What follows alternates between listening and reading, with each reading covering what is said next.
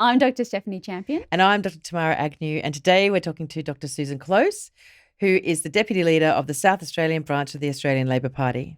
And amongst other interesting tidbits she'll be sharing with us today, Susan will be talking to us about the experience she had in challenging her own supervisor's work. In this series of career sessions, all of our guests hold doctorates in their chosen field, and we invite them to talk about their pathway from PhD candidate to present day. We ask them what they've learned, and we also ask them to give advice to people who might be thinking about a career in research when they've finished school or when they've finished their undergraduate degree. Welcome to Career Sessions with your hosts, Steph and Tamara. Proudly sponsored by Inspiring South Australia. Okay, so today we're talking to Dr. Susan Close. She studied political science at Flinders University, and in 1997 she completed a PhD thesis entitled The Australian Labor Party 1983 to 1991 Traditions Under Challenge.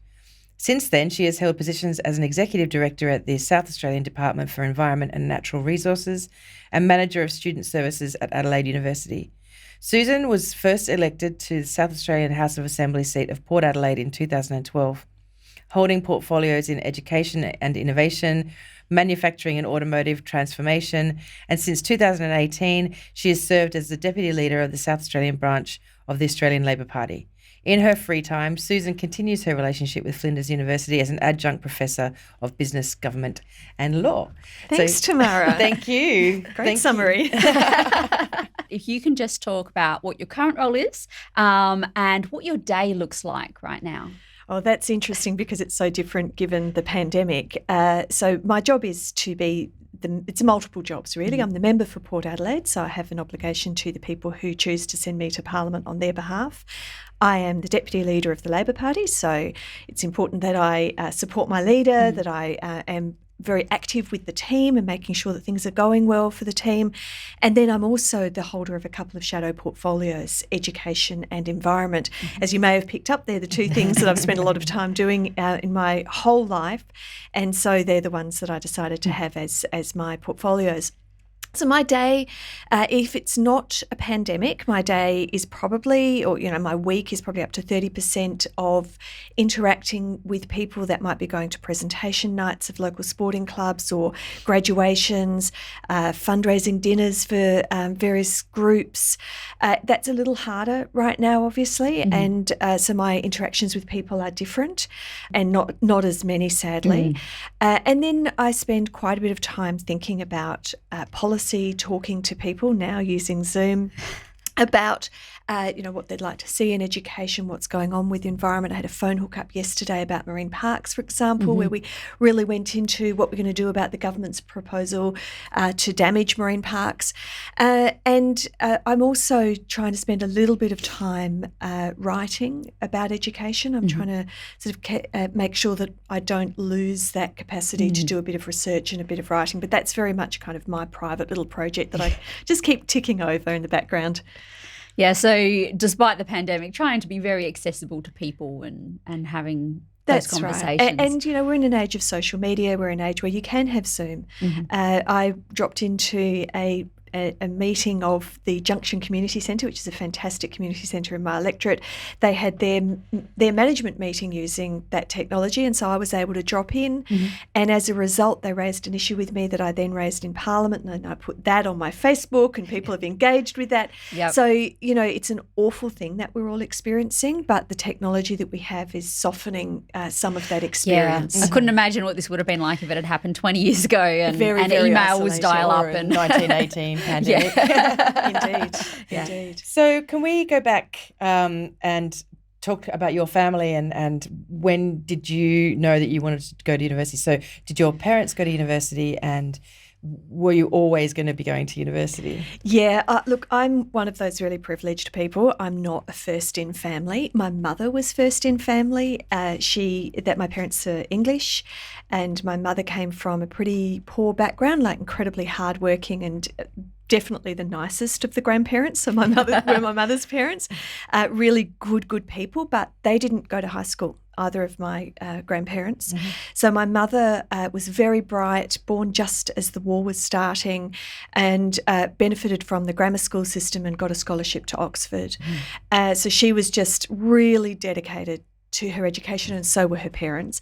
My father, far more privileged background. Both of his parents went to university, so the fact that my father's mother went to university, that goes a fair way back, doesn't it, given how old I am? And, of course, so he was always going to go to university. Now, because he came from a more privileged background, finished school 3 years earlier than my mother did. So that I'm quite unusual in having a father who's 3 years younger than my mother because they met at university.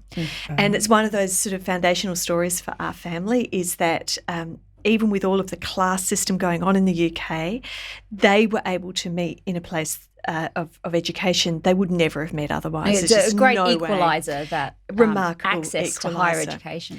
And so then they came to Australia because my father got a job at Flinders University not long after it started up, and my mother subsequently did too. So the only job that my parents have ever had is Flinders University. And so I grew up kind of, I'm going to go to Flinders University. That's right. That's right. So they moved you for a job. Really, your parents would have came for a job. Oh, that's really cool. And you went to university straight after high school? I did, and I kind of hit a wall after second year, so it's even more so the case now, but even then, year 11's quite taxing, year 12 is very demanding. Yeah, I'll never go back to that. That was the worst. My son is doing year 12 at the moment, and I just feel for him so much. Especially in the pandemic. I think it's a get-out-of-jail-free card in some ways. It's like, well, we'll never know what I would have got.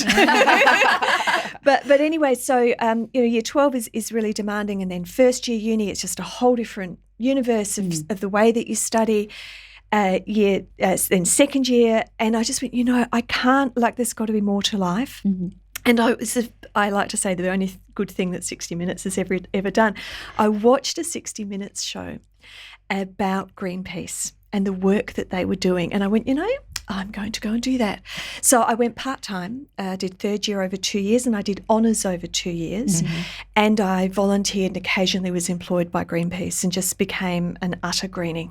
And that saved me, the people I met then and my engagement. And also when you're studying, if you have to do something else at the same time, you're a bit more efficient with your work, I think. So it didn't do any harm to my degree other than I took longer. I love study, but I've never been able to just study. It gives you an outlet, and it gives you an opportunity to have a fresh mind when you sit down to it, I think, to have other things. It's a very different perspective as well. If you've never been in the wider world when you're at university, your perspective might be a bit more narrow. That's so true. And, one of the subjects I was studying was politics. And so to be engaging in politics as well as studying it is kind of enriched both.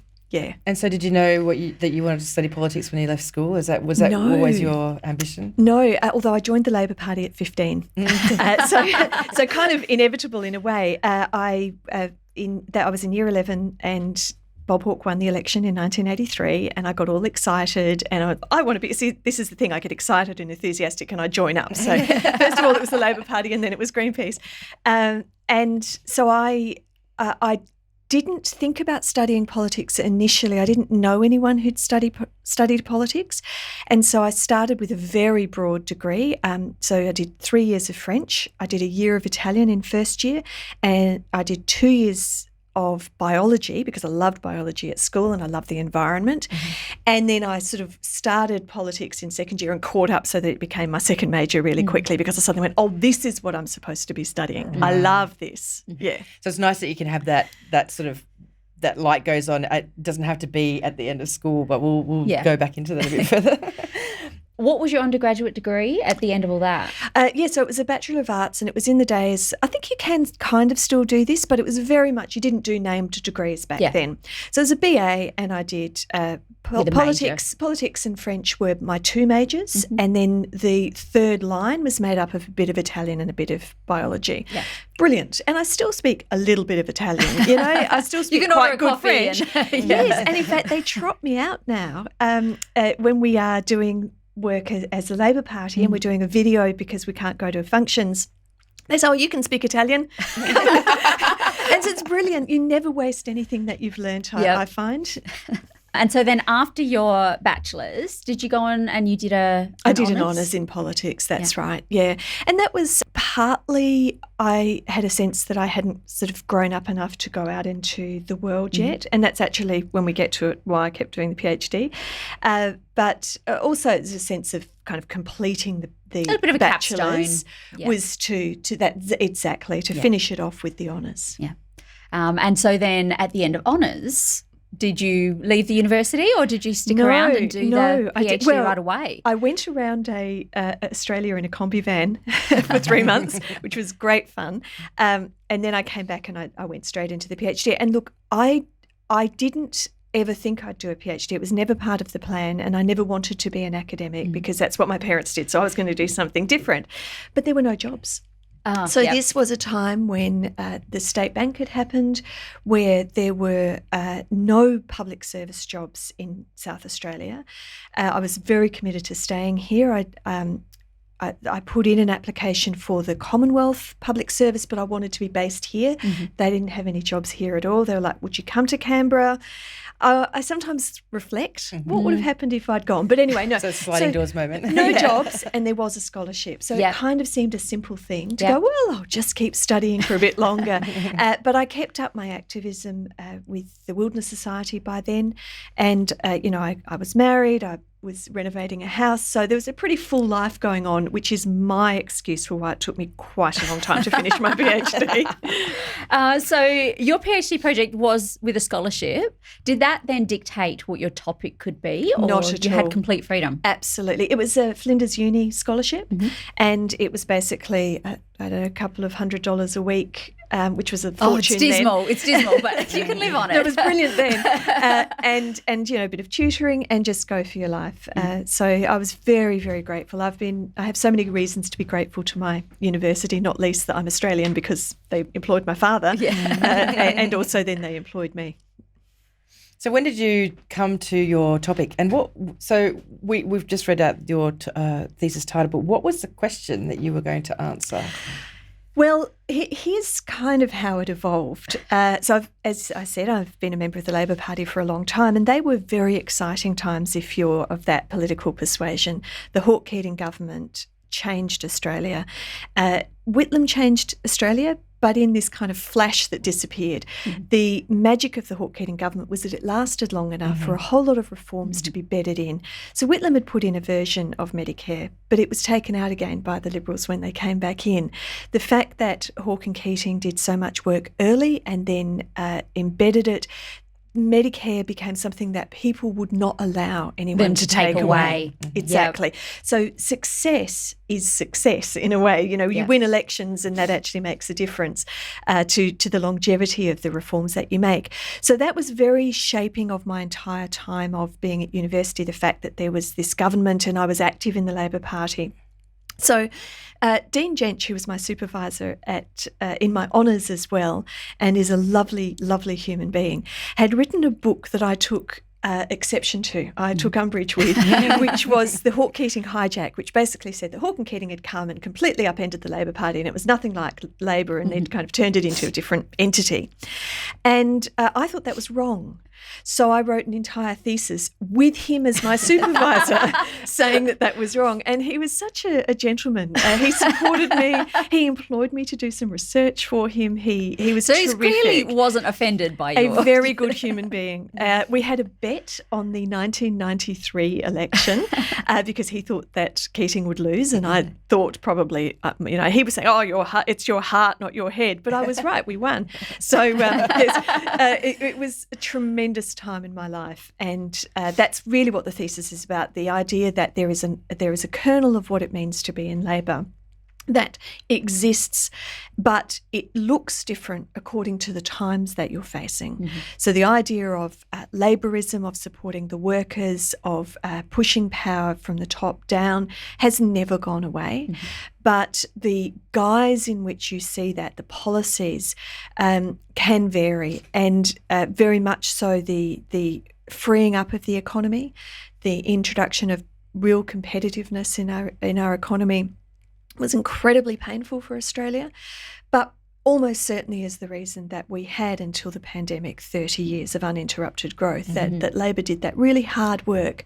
And it did look different, but it delivered because Labor was able to sit down with the unions and was able to have an accord with business and the unions and to shake up this country and modernise it. And I feel that that's a fundamentally Labor project, and that's what my thesis was about. So does your thesis sit in the library at the It does. Parliament? It does. It probably is in Parliament. It's at Flinders as well. When I was the candidate for Port Adelaide, I know of one, I won't name the person, but one former member of Parliament who went and borrowed it to have a look because they told me, someone's come and had a look at your thesis. I think just like, who is she? What is she up to? Yeah. That's nice, because often your theses are read only by you and your examiners Yeah. and your mum. But, one extra person's read it today. Yes. So, I mean, one of my probably abiding regrets, although I don't spend any time thinking about it, is I never did anything with the thesis. I was sick of it by the time it was finished. I was working at the University of Adelaide. I didn't even go to my graduation, which is a very small, funny story, but I didn't go, and I because I'd moved on. So it was done. Thank you very much, but I'm now, in fact, I remember I was at the graduation working as the director of Wiltoyerlo, which is the Aboriginal organisation within the University of Adelaide that supports Aboriginal students, and I was the non-Aboriginal acting director while we were between Mercy Glastonbury was the director, had an illness that she needed to go and take care of, and they were recruiting. It was then Roger Thomas. It became Roger Thomas. So I had this little window. So that filled my life. And so what happened was I thought, well, I don't really want to go to a graduation. Little did I know my future would be sitting at other people's graduations. And I'd had my bachelor's graduation, I had my honours graduation, and I couldn't be bothered. I was busy. And then I had a moment of regret because my poor mother sits at Flinders graduations when she was an academic there. She'd sit there and watch everybody else's child do this. And I thought, oh, the poor thing, I should. So I phoned up and they said, Susan, we would love to give you the possibility of doing that. But it was this morning. Oh, no. So I'd managed to forget the date as well. So it wasn't meant to be. Oh, you didn't wear the floppy hat. No, but as Minister for Education, I went to a graduation and they dressed me up, because I was the speaker, and I had a photo taken and I gave it to my mother. That's it. See? You've done it. Maybe you didn't walk across the stage, but you were on the stage. I was on the stage, talking on the stage with the hat on. Exactly. You talked about the question that you answered, but how did you answer that question? So what was your methodology? So it was a combination of primary and secondary research, as you'd expect. Lots of reading of other writers who were analysing at the time. Paul Kelly, who I think still writes for The Australian, but had written a very, very important book called The Age of Uncertainty that I found very useful. There'll be dozens of other books that I'm no longer recalling, of course. But I also did interviews. So I went to Canberra and interviewed various politicians.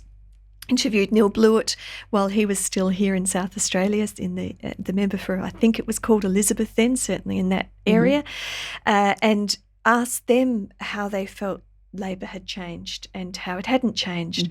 And, the Labor Party, particularly at that time, still to a degree, had incredible intellects. So to interview Neil Blewett, who'd been a professor at my university, to interview Barry Jones was really a privilege to get their insight from the inside of the Labor Party.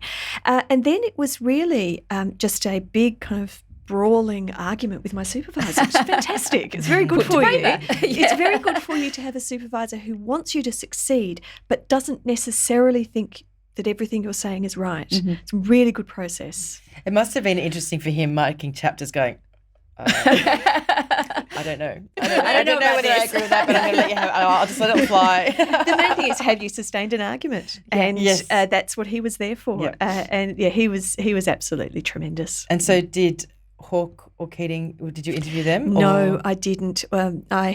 I should have had the audacity to ask them, shouldn't I? But I didn't even think that would be possible. As a PhD student, you don't. No. Exactly. I met Bob Hawke many years later and told him what I'd written, and he was just so generous and sweet. Yeah, he was a good man in many ways.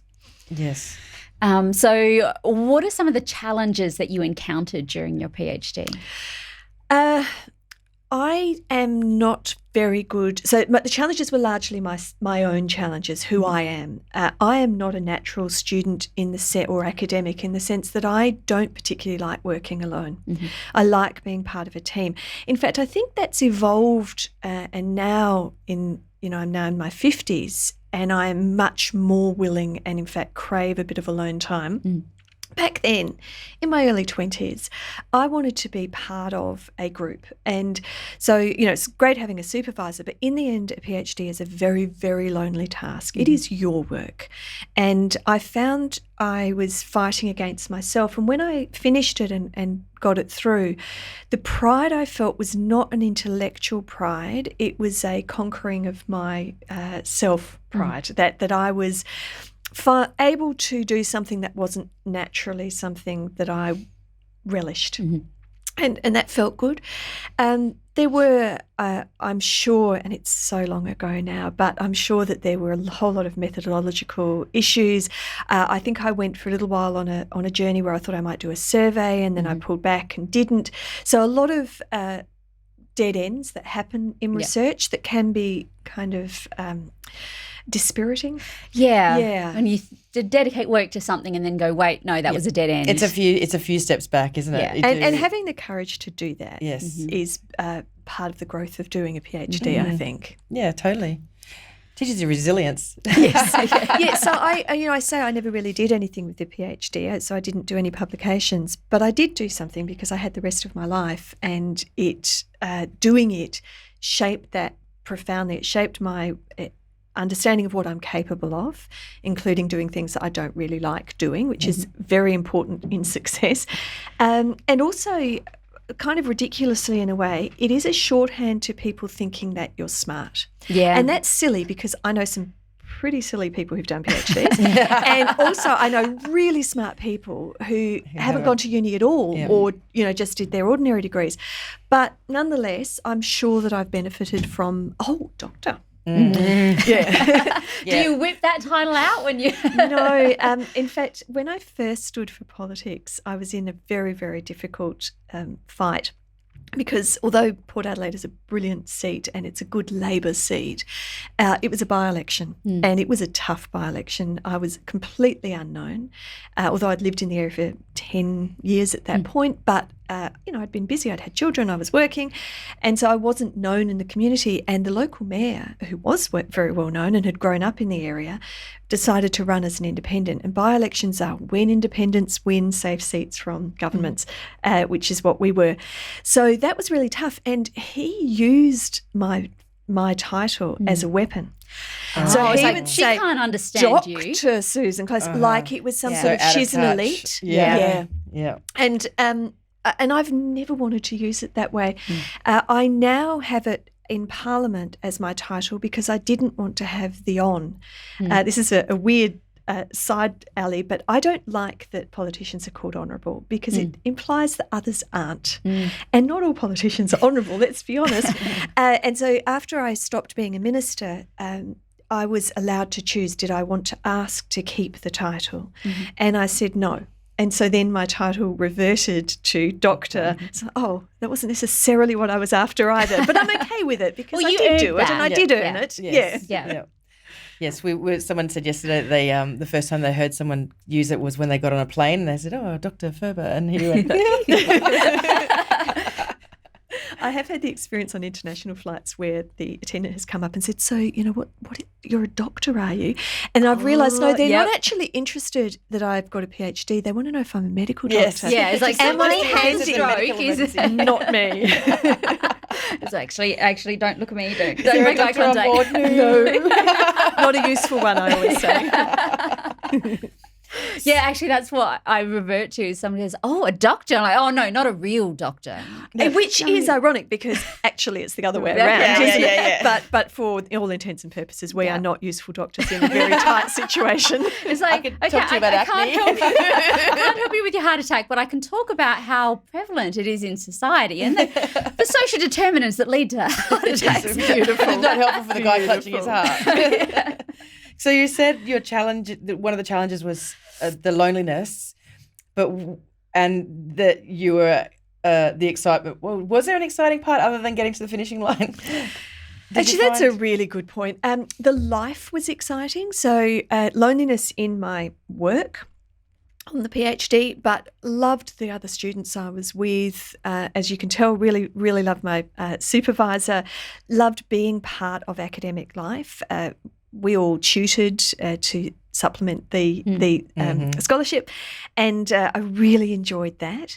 So that was a very golden time for me, the academic student experience, and I look back on it fondly. I'm really glad I did it. Yeah. I was lucky. I largely escaped HECS. I think the second year of my honours part-time got HECS. So I'm one of that generation. And I'm so grateful and so sad for kids now that the It's pressure... it's iconically called HELP now. Oh, is it? Which stands for Higher Education Loan... I have no idea. I actually studied in my undergraduate degree in Edinburgh, and so because I had lived there for so many years, I was actually a resident. So I didn't pay for my undergraduate degree, and then I came here and I didn't pay for my PhD. So I am also very, very privileged and very, very fortunate. And I think my kids, I was like, maybe I'm going to be paying off my HECS debt for at least the next 6 or 7 years, and I at least managed to get through before the big uprising, like the 25% increase I got through before that. So I feel quite privileged to have only paid $40,000 for my education. And the consequences on what you can do with your income, because it's been constrained. So can you invest in a house? Can you, do travel, volunteering, experiment a bit with your career. But also what you study, I'm sure, is constrained by the fact that people are now paying for it. Yeah, and some degrees are more expensive than others. So that's right. And the rise of the named degrees, the rise of professional courses rather than general degrees like mine. I mean, what did I think I was doing with politics, French, Italian and biology? I wasn't thinking about what I was going to do with it. I was learning. I was feeding my brain and my personality, and I worry very much that we don't give young people that opportunity as easily now. Because yours must have been a really rich experience to be able to explore politics and humanities or languages social sciences, and science. Right. It's just... And I don't know if you know the Flinders layout, but so there's a lake in the middle, and I was on 3 points around that lake. So I've never been fitter. Up and down, stairs. They do make you work for it there. Yeah. Now they've got the bus. Take you. Soft. So reflecting on all the work you did do in your PhD, so even though you didn't have any publications that came out of it, what was the value of your project? So what came out of it? Yeah, so to other people, I'm not sure. I guess you'd have to go to one of the libraries that has a copy. You have a product read out it there. And see if people, get anything out of it. But it has informed, well, as I said earlier, it's informed me. It helped me grow. It gave me an acceleration in how I was able to get into my career when I did start it. But also the contents of it has informed me as later on a Labor politician, and I give a lot of talks. Last night I was on a sub-branch meeting on Zoom as the guest speaker, and I'm not saying that every single time that period I studied is relevant, but it's remarkable how often it is, because it was so shaping for Australia, but shaping for the Labor Party. And there was part of my thesis was looking at the faction system, and I went on this weird experience for a while. I think I was president of the party at the time, and we decided that we'd go to sub-branches as a member of the left, and an unaligned member, and give talks about factions. And so what I'd done in my PhD gave me a lot broader sense than just my own personal experience. So there are a lot of people that have heard me speak, and a lot of that's been informed by the PhD. So it might not be direct, here's my publication, but it's informed who I am, and that's informed people that are and you are lucky enough to hear uniquely me. located to really make an impact. Yeah, that's right. That's right. And we want our politicians to be educated and experts. And now, of course, my association with Flinders Uni, I have not given any lectures this year because of the pandemic, but in the last couple of years I've given a number of seminars and lectures about my experience, but informed by my understanding that I gained through my study. And so do you use many of your research skills in your role now? Yes. I don't know, once you've gone through university and particularly through the rigours of a PhD, I don't know that you ever don't think that way in a way. It changes the way your brain works. Exactly. And in particular, when I am contemplating a policy area, I'm quite methodical about how I equip myself with the knowledge that's necessary. With becoming a minister, you don't, unless you're the Premier and the Deputy Premier, you don't get to choose what you're going to do. The Premier forms a view, or the leader in opposition forms a view, and you're given it. So in 2014, when we formed government, I'd been a backbencher for a couple of years leading up to that, and the Premier, Jay Weatherill, rang me up and said, I'd been selected to be on the front bench, and he said, okay, so what you're getting is, and just read it out, and I'm scribbling down, what is this thing I'm doing? And so it was that manufacturing and innovation portfolio and trade briefly, which is another story. And I didn't know anything about it, but I was not an ignorant person. And that's the idea of politics, is that you don't have experts because you can't always have, a doctor or a nurse or a physiotherapist be the head of health. And which one would you choose if you were to, or an epidemiologist perhaps. So you can't have an expert. What you're supposed to be is an intelligent generalist. But once you're given the portfolio, you need to learn a lot about it pretty quickly. Yes. And just less than a year later, Jay phoned me up again and said, actually, Tuesday you'll be Education Minister, which is absolute gold, like the best job ever. Thank you very much. But I often say to people, and it was just the most extraordinary experience of my career, and it will probably never be bettered, being Education Minister here for 3 years. But I had to learn to be Education Minister while being Education Minister. And to do that, I needed to be able to research. I read a lot. I essentially interviewed people, although they thought I was just having a conversation with them. And I built up a picture of how does this work and what isn't working. And that's what a PhD really is trying to understand how the thing that you're looking at works, and whether there are ways that don't work that could be fixed, or what the critiques are, what the major philosophies are. And so the approach that I took, I think, was very much informed by having been at university, and particularly doing a PhD. Because it teaches you how to not just throw the first thing at it, to be able to really think about critically think about and look at what works in other places and that's right. And where's the data? So what happens when you're a minister in particular, you're much freer in opposition, is that there's an entire department that has seen ministers come and ministers go, and they tell you essentially, out of the best of their good natures, they tell you what to think. And that isn't necessarily the only way to think about it. So you have to have the capacity to interrogate and show me the data. And critical thinking is, the golden skill, right? That doesn't look right. That doesn't make sense to me because I know this. Go away, to think about it some more. Tell me again in a different way, or have another look at the data. So it's very, very useful to have had those skills. Now, there are a range of skills that make a good minister, and you don't have to have been an academic, but that was my path. So I used my knowledge and my approach.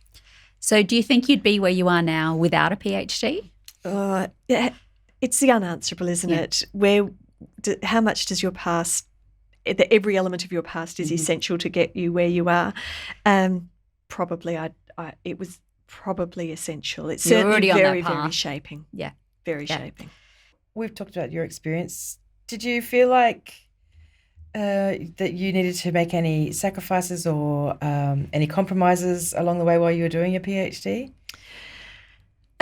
I guess in the early years of having proper work, I wondered if I was behind, that if I'd started work earlier, would that have been better for me? But that's, again, it's unknowable, isn't it? But no, I have no negative feeling and no real regret about those choices. And would you do it again? Well, I would tell my younger self to do it again. I'd probably say to have a bit of a hurry up. Like, Wait, did you Don't mention linger? how long did it take you to complete your I can't PhD? actually remember when I started it. Well, and I But- note I couldn't find that information online when I Well, looked. that's interesting, isn't it? I've probably suppressed it in some way. No, not that friends with Google. So it took at least 5 years. Yeah, I think around 5. And so that would be about right. 3 years of a scholarship and Well, a couple of PhD years now after. is sort of 3 years is how long you get. Could you have done the PhD you did in 3 years? A normal human being definitely could have, and so therefore I should have been able to. But I was on a journey, and I needed that time in a way. That was just how my understanding unfolded and what else I was doing in my life unfolded. I didn't stop being active with the environment movement during the time. For example, I didn't stop being active with the Labor Party, and I would have been unwilling to make that sacrifice and I might not have been successful because I don't like being alone. That might have pushed me to go, well, actually, I'm not going to finish it. Yeah. So for me, it worked the way it was. Different circumstances, you find something in yourself, don't you? And you succeed anyway, usually. But I'm glad I had it the way I did. If for anyone who's contemplating a PhD who's listening, obviously if somebody asks you, it comes down to the individual. But for people who are listening, what would you say about if they're thinking about postgraduate studies? I think it depends on what you're sacrificing to do it. So I was in the best possible situation to do it. If you're having to spend a lot of money to do it, or you're giving away an opportunity to have a career for a period of time, that's quite a big sacrifice with an unknown payoff. So I certainly wouldn't say that a PhD is the only way to be successful and to have used your university time. An undergraduate degree is a very useful thing to have, and you learn a lot and you get a lot of the discipline of study from it if you do it properly. However, if you can find a way to do a PhD and it's something that sort of calls to you, it is a source of sort of quiet pride that you can have. You've done the thing that is the ultimate in your study experience. You've got the PhD. So don't feel trapped by it. Don't think that if you don't do a PhD, then somehow it's not worth having been at university. You know, it isn't necessary. But if there's a way to do it and you have the desire to do it, certainly if you start it, finish it, because you'll always regret that. And a lot of my friends, and I would say they were academically much brighter than I was, didn't finish. It's a really hard road to not just start one, but to finish one. So if you've started, please finish it. You will feel very good about that. What about the kids at high school who might be thinking about their future pathways and making the decision of going to university and then what to study when they get there? And that pressure to make decisions as well at 17. At 17, decide. Look, and I've always said I never knew what I wanted to do when I grew up, but the point is not to necessarily have the answer to the end of the story, but it can't be nothing that you're doing today, tomorrow and next week. You must be doing something, and that something takes you to the next stage and the next stage. So I don't think that kids should feel that pressure of I need to know exactly what I'm going to be. Some do. Some have got a really strong little light inside them, and that's fabulous, but lots don't, and they shouldn't feel that means that there's nothing they can do. There's always something. Do the thing you're interested in if you can. So maybe take your path of a pure Bachelor of Arts degree and not one of the professional degrees and feel your way from there. If I finished school at 17, I just turned 17 when exams started in Year 12. So I was a little younger than some are now, but I was probably even younger in the sense of being quite immature. And I needed just to keep growing. The wonderful thing about our high schools is that you do a very comprehensive, wide-ranging series of subjects, and you slowly work your way into the ones that you like the most and you're quite good at. If it's possible to keep doing that in the form of a Bachelor of Science, a Bachelor of Arts, if it's possible, and I appreciate it's a luxury for a lot of people, then that's a great next step to take. And if you find you really like it and you're good at it, why not see if there's a path to keep going and do postgraduate work, which could be a master's, it could be a PhD. allow yourself to think as a high school student that might be something you do. Don't lock yourself in, but feel that you might have that capability and you might be interested, and let yourself go on that journey. I'm so conscious of how much harder it is now financially for students, and I feel for them. But if you start a professional degree and you really hate it, that's not a great place to be either. No. And if you just need a year or two, the great thing about universities is how flexible they are. So if you don't know what you want to do, or you haven't quite got the ATAR to get you into the law or the engineering or whatever, start on a general degree, enjoy that first year or two, do well, and then you can translate that into the professional degree. And even though that means that you don't have the BA or the BSc, you do have what you've learnt doing it. So take advantage of the flexibility of our university system, and I would say also the vocational system. It's not as integrated as I'd like, but you can start at TAFE, and TAFE is excellent and has a lot of courses. And frankly, if you're looking at something like being an electrician, and you look at electrical engineers, the way that technology goes now, they are merging. So just because you think that at the moment you'd like to do something that is more labelled vocational doesn't mean that university won't be something you're interested in later. And there's a lot of pathways from TAFE. A lot of pathways. So just enjoy all of them. So have you had a chance to reflect on your PhD journey before? Never. No. It was sort of finished it and... In the past. Yeah. Move on. And now I'm being labelled Dr. Close in a political attack. And we are asking people, do you know where your thesis is in your house? I know it's in a library. And do you know why I know where it is? Because you asked me what the title was and I couldn't remember. So you had to go find it. So I went and I took a photo of it and brought it into work so that I could type it in and tell you both what it was called. I knew what it was about. I just couldn't remember what title I said it was. So does it sit on a bookshelf or? Yes. We have an office at home that my partner and I both have little computers set up in, and actually we have books in every room. I've noticed that books are no longer a decorative item that you can go into people's houses. Who has the space? True. But it's like they've been abandoned or abolished a little bit. They're not. Whereas when I look, even in the bathrooms, there's something to read everywhere. Right? But the thesis sits over in the corner along with my honours thesis. Oh, it's nice that it got an outing this week. That's right. And then the last question? Well, the last question is really it's about myths that you hear about PhDs or academics, something that you hear that you know not to be true and that you'd like to kind of set the record straight on. Oh, well, I mean, I guess I said the kind of myth you don't want me to say, which is that people assume you're smart, and that doesn't necessarily equate. Or I guess there's different kinds of intelligence, right? Or maybe a PhD shows one kind of intelligence. It 100% does. It's not like you can be a complete fool and get a PhD, I presume. It's just it doesn't necessarily mean a very broad or widely applicable intelligence. But I guess the myth is the inaccessibility of academics, and I'm lucky I've grown up with academics. They're often quite interesting and strange people. Eccentric is a word that leaps to mind.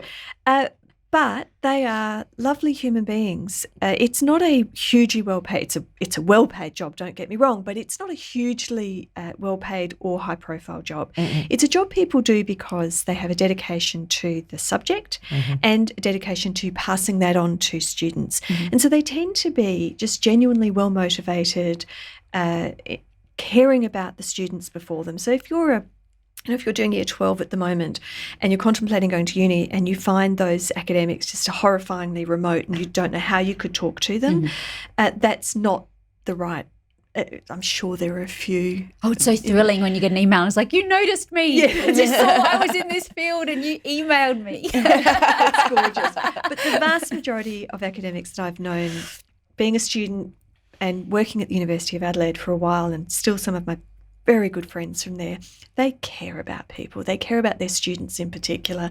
So regard them as accessible. And also, love talking about what they know about, so ask them questions. Ask them questions. Yes. Yeah. What we have learned through this project is that academics like talking. Yes, it's how to edge away politely. That's the skill that you need sometimes, isn't it? I suppose too, in a similar vein is all those people that not necessarily teaching students but are doing what they love for the good of humanity, and they're not there out to destroy lives. Especially when we think about science and anti-intellectualism at the moment, is this whole, all these people, they're killing us with their vaccines. It's like, no, these people have dedicated their entire life to helping. I am stunned that in a pandemic there are seriously anti-vaxxers still. Like the idea that the one thing that could make this go away is not regarded as being a good for people is remarkable. How can a vaccine be scarier than what we're experiencing right now? Exactly. Or polio or smallpox or measles. But yes, academics, the researchers are there for the benefit of humanity almost exclusively, and they should be treated with respect. Totally, because you cannot ever step into a PhD and have that grit and motivation if all it is about yourself. That's right. Yes, and then there's no pot of gold at the end of this either. So. It's not to say that academics can't be a little self-absorbed. They're humans. I have my moments. But, I've heard that politicians can like talking about themselves a bit too. I'm not sure if that's true. Okay, well, thank you so much. It's brilliant to hear from you. It's really amazing to hear from you, and thank you for your time and your generosity and your stories, and just thank you. Thank you. I've really enjoyed it. The very last thing that we should end with is a huge thank you to all of the people who came and gave their time to be interviewed for this podcast series. Very generous. It was very generous of them, and it was so fascinating. And after every interview, I felt so inspired to be a researcher and to use my PhD. So it was a very eye-opening experience and a really interesting experience. Yes, and we're really very grateful to every single one of them. But we're also especially grateful to Dr. Sharon Pittman for telling us gave us about the grant. The inside story about the grant. Yes. She gave us the inside story about the grant that we applied for and we got, which supported the production of this podcast. So thank you to Inspiring South Australia and to Sharon for your very generous support of our podcast. Thanks for listening to Career Sessions with Dr. Stephanie Champion and Dr. Tamara Agnew. If you like the show and want to know more, check out www.careersessions.com, where you can send us your suggestions for future series, and subscribe so you know when a new episode is posted. If you love it, tell all your friends, and please leave us a review on iTunes. Thanks to our sponsor, Inspiring South Australia, for their generous support, and to our producer, Rory, at Podbooth. Join us next time when we talk careers with another leader in the field.